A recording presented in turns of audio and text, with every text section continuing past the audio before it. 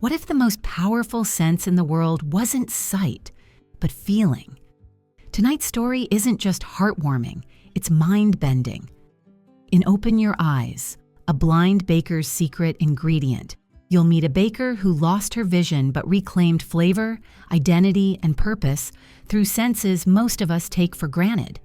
This isn't the typical inspirational video. It's a sensory journey that forces you to question everything you assumed about ability, success, and intuition. How does someone without sight master the art of baking with such precision that even trained chefs are astonished? How does a life-changing moment turn viral not because of tragedy, but because of truth? This story will make you rethink what it means to truly see. Stay with me. This is one you'll want to feel from start to finish. Hey guys, today we're stepping into a kitchen that smells like cinnamon, fresh dough, and a little bit of fear. Not fear like danger, fear like doubt. Like the kind that shows up when you're trying to remember who you are after everything changes. It's early morning in a small-town bakery, the kind with crooked signs, flour-dusted windows, and a bell that jingles when the door opens. You're 15. You're measuring sugar by touch and listening for the slow, steady rhythm of the mixer. You can't see what you're doing, but you can feel everything. And you've never needed your eyes to bake. So before you get comfortable, take a moment to like the video and subscribe, but only if you genuinely enjoy what I do here. And while you're at it, let me know where you're watching from and what time it is in your part of the world. I love picturing this little global sleepover we're having. Now, dim the lights, maybe turn on a fan for that soft background hum, and let's ease into tonight's journey together. You weren't born blind. It crept in slowly, like a dimmer switch being turned down over years. First it was books too blurry to read, then streetlights became halos, then faces faded. By the time the doctors finally gave it a name, your vision was more memory than reality. A degenerative condition, nothing to be done. Time would do the rest. But here's the wild part. While your eyes betrayed you, your other senses bloomed. You could tell vanilla from almond by the sound it made hitting the bowl. You knew your dad's mood by the way his keys jingled when he walked in. You could walk the bakery blindfolded and not trip once. Still, there was grief. Quiet, sticky grief. Like molasses clinging to your bones. You missed colors, blue especially. And you missed reading cereal boxes. You missed eye contact.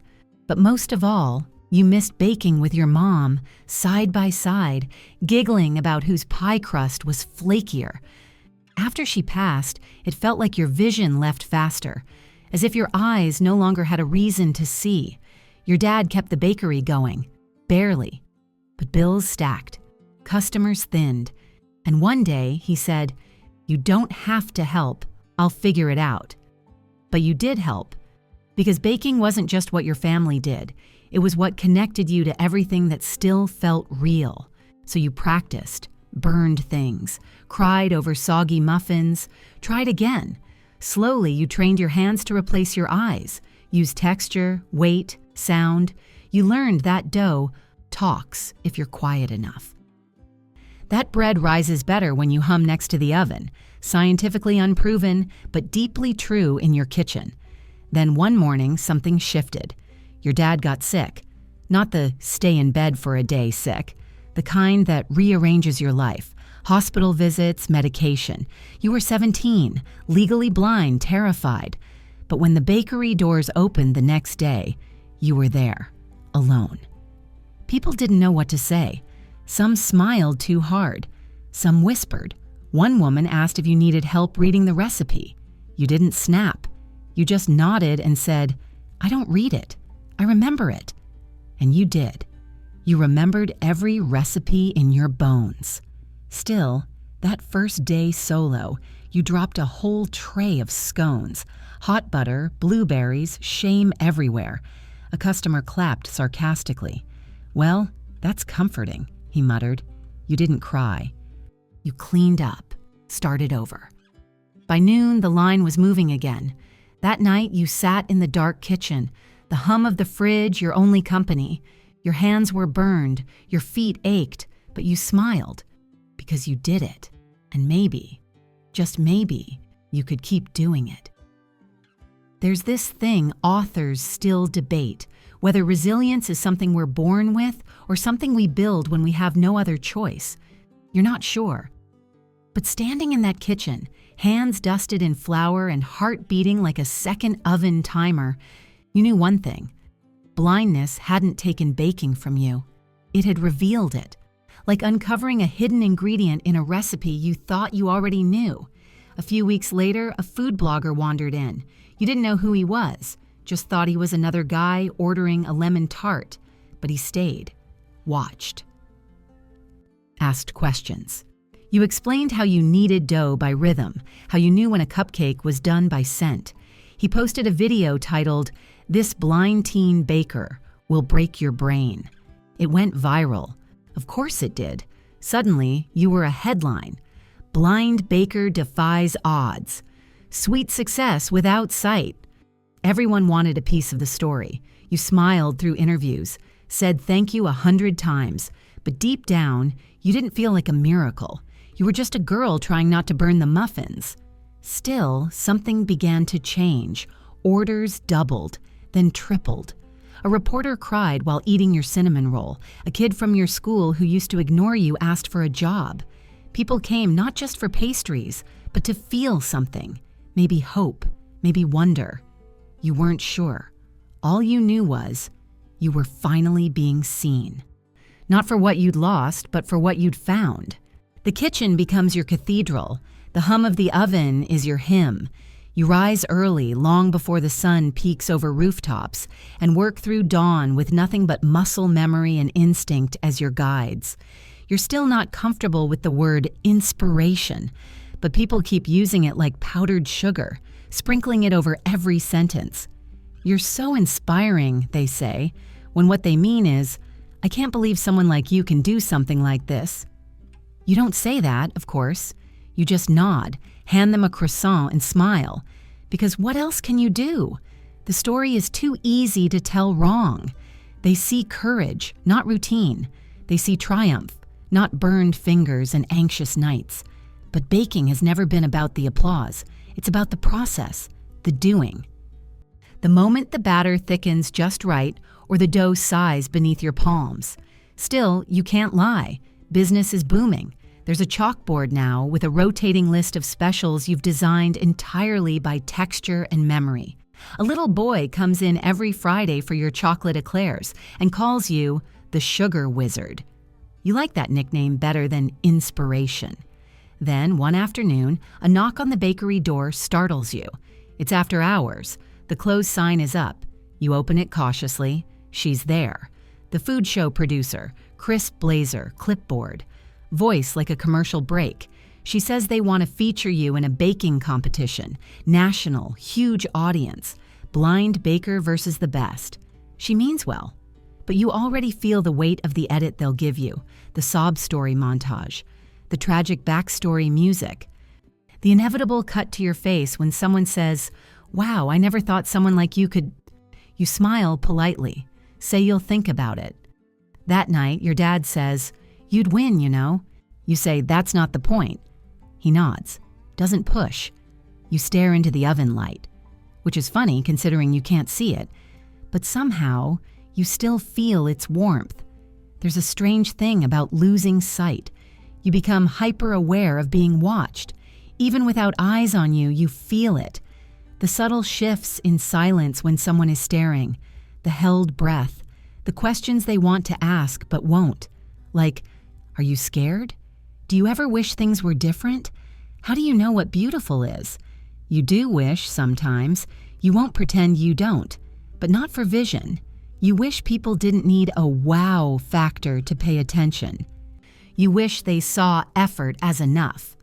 Then a girl walks into the shop one morning, maybe 10, shy. Her mom trails behind, watching nervously. The girl says, "I brought something for you." She hands you a drawing. It's the bakery, with you behind the counter. There's too much pink in your hair, and the cupcakes look like spaghetti, but you can feel the care in every scribbled line. "I want to bake like you," she says, "even if I mess up." And just like that, something softens inside you. It's not about the headline, or the views, or the montage. It's about her, and everyone like her. So you say yes to the show, but only if you can bring your own ingredients, your own music, and no sob stories. They agree, reluctantly. Filming begins. It's chaos, lights, producers, microphones clipped to your apron. You forget your own name for a second, but the moment your hands hit the dough, the world fades back into rhythm. The challenge is reinvent a classic. Other contestants pull out edible glitter, fancy syrups, nitrogen sprayers. You smile, grab a worn wooden spoon, and start with cinnamon. Your secret ingredient? A recipe passed down from your mom, a scent that lives in your bones. The final product is nothing fancy, just a warm, sticky cinnamon bun with a cracked sugar glaze and a dash of cardamom. But when the judges bite into it, something happens. They don't say much. They just close their eyes. One whispers, "That tastes like Sunday mornings." And somehow, that's enough. You don't win the show, but you do win something else. The internet explodes. Again, clips of you working, measuring sugar by sound, folding dough by feel, get millions of views. A slowed-down TikTok of your hands forming perfect circles goes viral under the caption, "She doesn't need eyes. She has magic." One comment reads, "Watching this while crying into my store-bought muffin." Another says, "If I ever open a bakery, I want to do it like her." You laugh, shake your head, make more cinnamon buns. Authors still debate whether adversity breeds talent or merely reveals it, whether limitations create creativity or just force you to try harder. You're not sure. All you know is your blindness didn't give you talent. It just forced you to trust it. And the world? The world finally learned to taste what you'd always known was there. The show ends, but the ripples don't. Orders triple. Emails pour in from strangers, some kind, some weird, some so honest they make you sit down and breathe for a minute. A woman writes from Portugal, "My daughter watches your video every night before bed. She thinks you're a wizard." A man from Kansas says, "After seeing your story, I finally made my grandmother's bread recipe. I cried when it rose." You don't feel like a wizard. You still burn things sometimes. You still get measurements wrong when your fingers are tired. But you've stopped chasing perfection. Now you chase flavor, feeling. That moment when someone bites into something and pauses, eyes closed, as if memory just knocked on the door. Your shop becomes a kind of sanctuary, not quiet. There's too much laughter, too many clinking cups, but sacred in its own way. The counter becomes a confession booth. People open up when they eat. They tell you about lost parents, about messy breakups, about dreams shelved for safety. You listen, you offer a cookie. It feels like enough. Then one afternoon, there's a man waiting by the counter. He doesn't say much, just stands there holding a white cane with chipped paint. You notice his silence, familiar, heavy. When he finally speaks, it's soft. "How did you do it?" You don't ask what he means. You just say, "Start with something you love. Let your hands learn it." He nods, leaves with 2 scones and something more than baked goods. Later, you find a note tucked in the tip jar. "Thank you for being proof." That night, as you clean the counters and refill the sugar jars, you think about all the things you never saw coming, losing your sight. Opening a bakery, becoming someone else's proof. You didn't plan any of it, but maybe that's the magic. You once thought blindness meant losing color, detail, nuance, but now you know better. You've learned to see through scent, sound, touch, the crunch of crust, the hush of a knife slicing clean, the warmth of a customer's hand brushing yours in thanks. And the world? It glows, not in the way lights glow, but in the way kindness does. In the way stories do when they're passed down, hand to hand, without needing to be perfect. People keep asking what your secret is. You say it's the cinnamon, but really it's trust. Trust that people are good, that mistakes don't mean failure, That joy doesn't have to be loud to be deep, that even if you can't see the path, your feet can still find it. You're invited to speak at a university one spring. It's a guest lecture for students in food studies and disability advocacy. You almost say no. Public speaking is weird. Crowds are weirder. But then you think about that kid with the clipboard, the woman in Portugal, the man with the chipped cane. You say yes. The auditorium is too big, too bright. But your voice stays steady. You tell them the truth, that you don't bake because it's easy.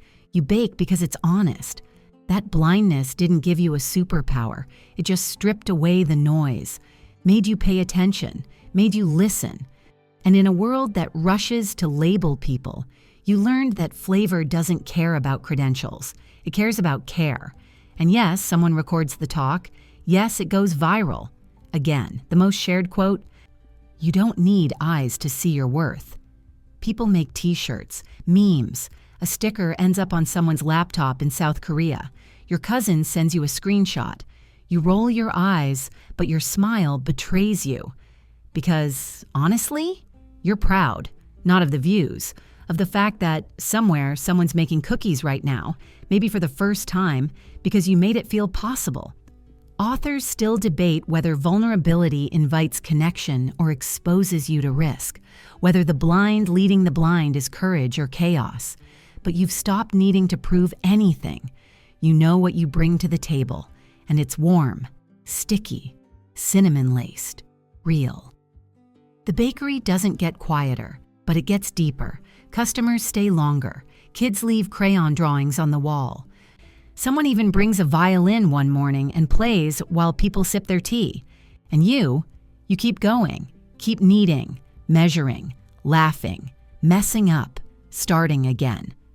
Because the secret ingredient isn't sugar or butter or cardamom. It's permission to be messy, to begin, to try, even if you can't see the outcome.